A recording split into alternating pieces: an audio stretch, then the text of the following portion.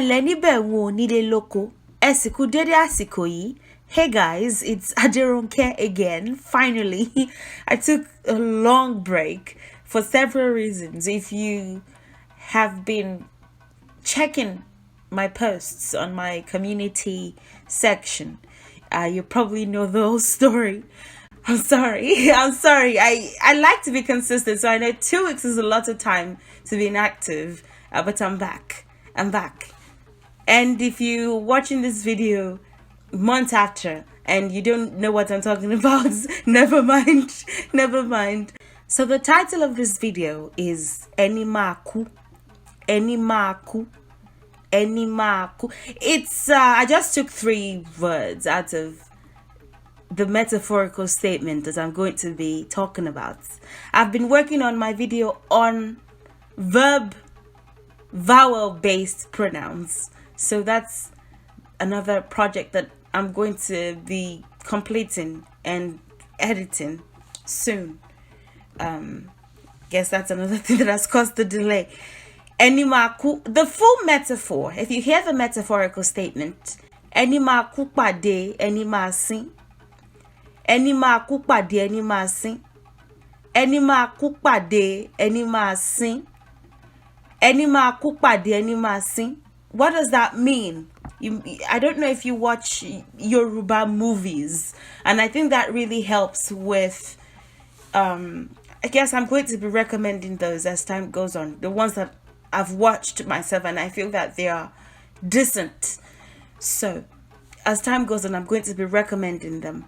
But this is one of the statements that you may come across when you're amongst Yoruba people. What does that mean? Eni is person. Eni is person.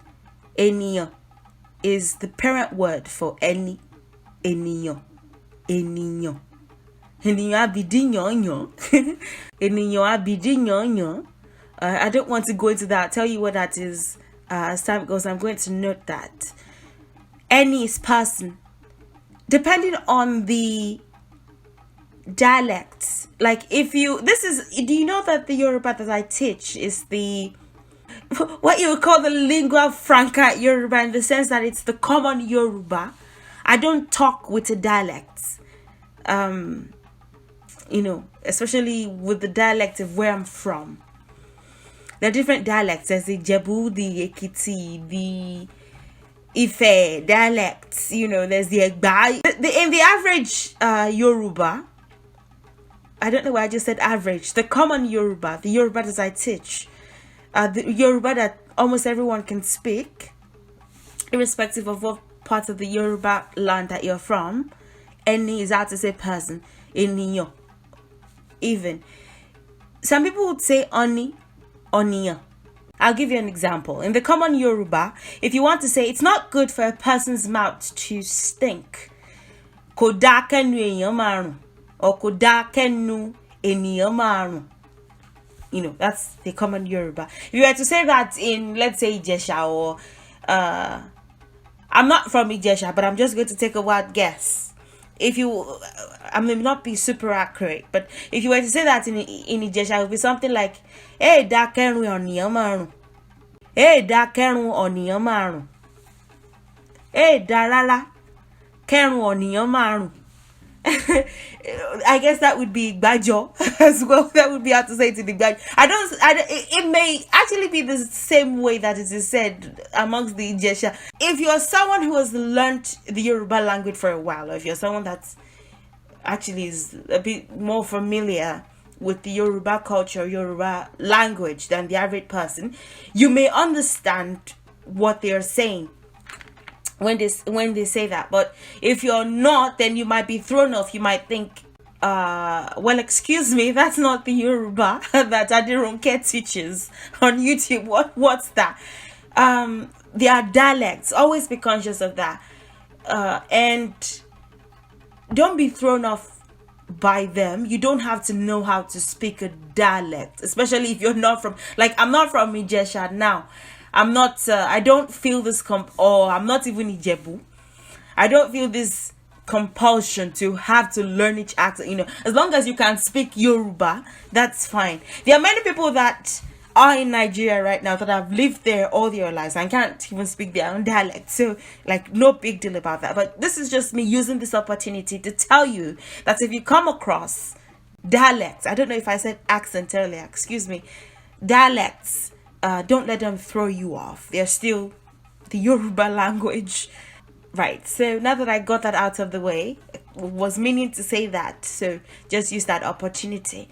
As time goes on, maybe in 2 years or something, when I'm done with the basics and I need something else to talk about, I'm pretty sure I'll never run out of things to talk about on this channel. But if in 3 years I need something new, I may start to invite people who speak different dialects just to teach us the basics of how to learn how to speak in a dialect, very quickly without having to. I guess the best way to learn a dialect is to live amongst those people. If I want to learn Ijesha now, or Ijebu or Igba or something, I'll have to live there for a while, and sooner than later I'll find myself speaking like them. But if there's a way that we can work around that in a few years to come, that would be interesting. Ma is will. Could be that will, depending on the kind of statement that you're trying to form. Could be that will. Ma. Ku is die. Iku is death. Iku is the noun. Ku is the verb. Ku is die. Pade. Pade is meat. It could be meats. You just have to, if you're transliterating to English language, I guess you would have to do what you can to make it make sense in English when you're making a statement, if you get what I mean. So it can be meat, it can be meats, pade. Then any, again, is person. Ma is will, or that will, depending on the context. See. Now this is what I've been working on, and I'm just going to take this opportunity to give you an introduction into verb vowels. See is bury. See. What is see? Mama won. They have buried their mother. Let's say the mother was 120 years old, and of course you can't be here forever. You're like on a schedule as a person. We are much more than human beings. So as soon as we're done with our assignments and like our time is up, I guess we go. So death is a natural part of life. See, in there is a pronoun, and it's a pronoun in the object form. It's always in the object form that this works, and it could be him or her or it. Whatever can be buried would fit right here. Oti fe ronke. Oti fe. O-E-T has fe. Married. Ronke. Me. Oti. He has married Ronke. Or, let's just use that as a random example. Àkànlò ti fẹ́ Ronke. Àkànlò ti has. Àkànlò is the name of a person. Ti has. Fẹ́ married. Ronke. The name of a female most of the time. Me. Ó ti fẹ́, or Àkànlò ti fẹ́. Àkànlò has married her. Fẹ́, the there is her, because you said Aderonke and you're replacing Aderonke with a pronoun in the object form. Would be a pronoun replacing the noun Aderonke. Ó ti gbá ilẹ̀. He has swept the floor, or she has swept the floor. Ó ti gbá. He or she has swept it. Gbá. You usually duplicate the letter, the last okay, when I teach you verb vowels in the object form and how they work, I'll go into it. But just for now, just because I want to chop, just because I want to complete this video, just take it that see, just take it that see, the there is him or her or it. So let's try to make sense out of that, shall we? Person that will die meets person that will bury him or her or it. Well, you said person, so it can't be it. So let's exclude it. It's just be him or her. Person that will die meets person that will bury him or her. What does that mean? It's used to report on a situation that involves retaliation. And it's used to boast about one's ability to retaliate. If you're reporting a situation and you say, you are saying that the situation involves retaliation in one way, shape, or form. And if you're saying that about yourself in a situation, you're saying, don't try me because you have met your match. Something like that. You know, you can use it in that kind of context. I have example statements, so don't worry. If you say this, you're basically saying you have met your match. If you say this about yourself, you're saying this about someone else and their situation. You're saying someone has met their match. Let's say I go to a restaurant and I say, I don't want this meal, except you put an extra piece of meat. I don't want this meal. Put an extra piece of meat. And the waitress comes and she says, what's her problem? And she comes and she slams the plate, against my face and says, learn how to talk to people. You know, that's a perfect example of enima kukpadi enima si. And I was insisting that I needed an extra piece of meat and the waitress wasn't having it. So she slammed the plate against my face. This is me just painting a scenario that never happened. I very rarely go to any restaurants too, so this is just an example.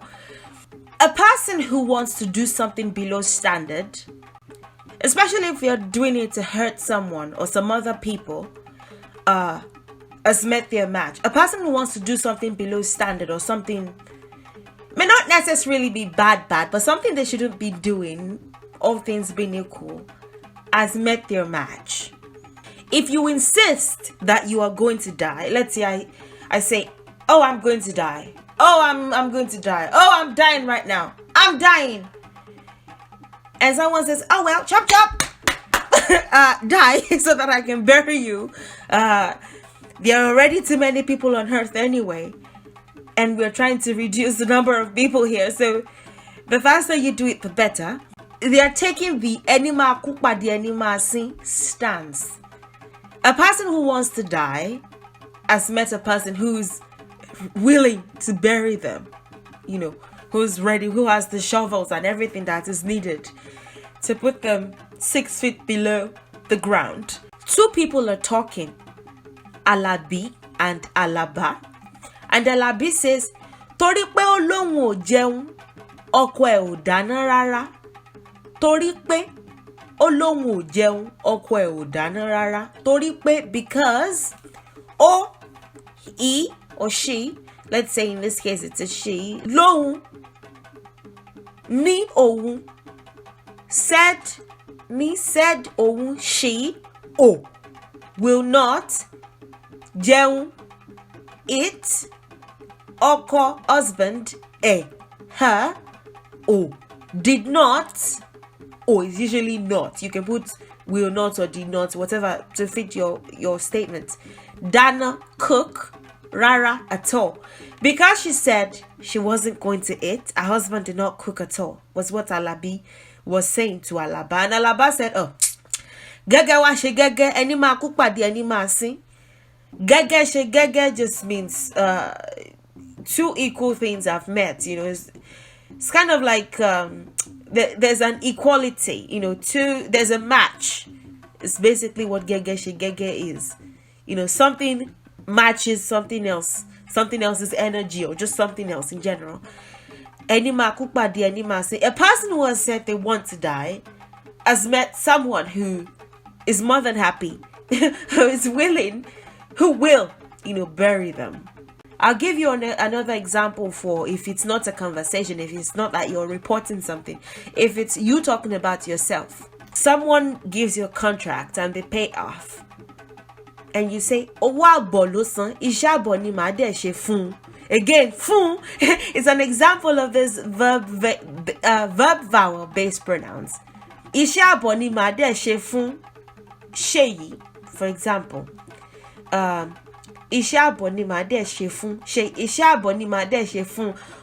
is replacing sheyi, so owó àbọ̀ ló san, iṣẹ́ àbọ̀ ni màá dẹ̀ ṣe fún.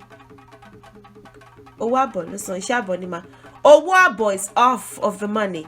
Ló san is what he or she san paid.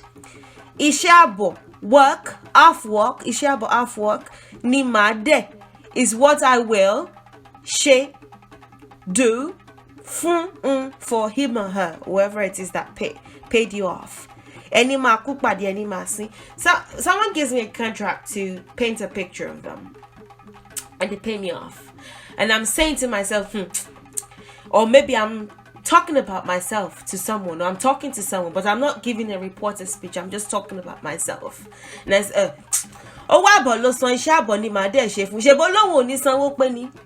hasn't he insisted, or hasn't she insisted that she's not going to pay the full thing? And now she's paid off. Okay, if she wants to die, I'm willing to bury them. But it's not, that's not what I'm saying, literally. It's just a metaphor for, if they say they want to die, I'm ready to bury them. If they want to be stubborn, if they want to go to the extreme, I'm ready to match their energy. If they want to die, I'm ready to keep them dead. I'm ready to bury them.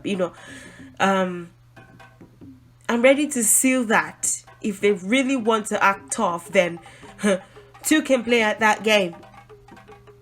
Something like that is what this is. So this is just, it's not a proverb. So don't say, oh, what's the lesson for that? Or, it's just something that you would hear or come across. It's a metaphorical statement. It's a person who will die, has said that they want to die, has met someone who's willing to bury them, who is willing to match their energy, who's willing to play their game and play it well.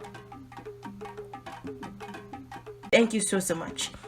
And I'll see you in the next video. Enjoy the rest of your day, and goodbye.